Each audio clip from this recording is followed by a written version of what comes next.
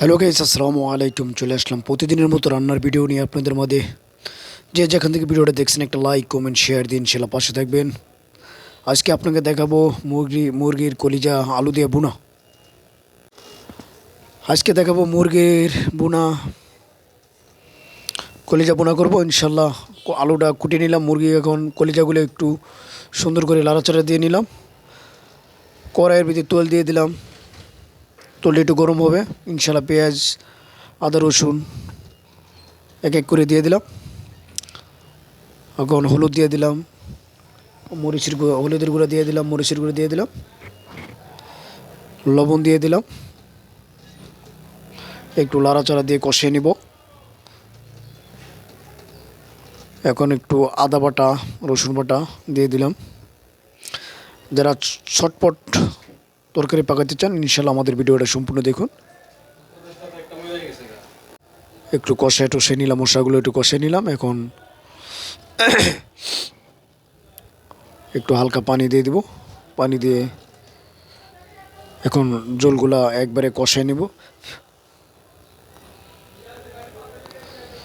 এখন কলিজাগুলো ছেড়ে দিলাম, মুরগির কলিজাগুলো ছেড়ে দিলাম। একটু লাড়াচাড়া দিব, আলু দিয়ে দিলাম।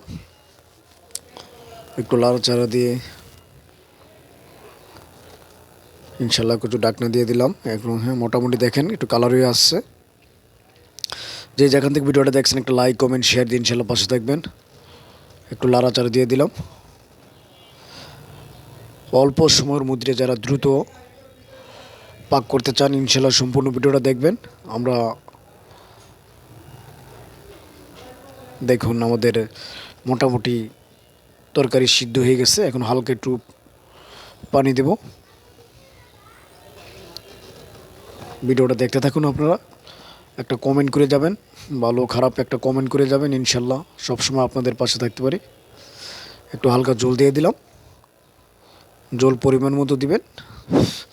যেহেতু আমরা মানুষ বেশি, একটু জল বেশি দিচ্ছি, তারপর এগুলো অনেকটা কমাবো। যে যেখান থেকে ভিডিওটা দেখছেন একটা লাইক কমেন্ট শেয়ার দিয়ে ভিডিওটা কেমন লাগলো একটু কমেন্ট করে জানাবেন। মোটামুটি জল অনেকটাই কমানো হয়েছে, আরও কিছু কমাবো। জল যত কমাবেন তরকারিটা খাইতে খুব টেস্ট লাগবে।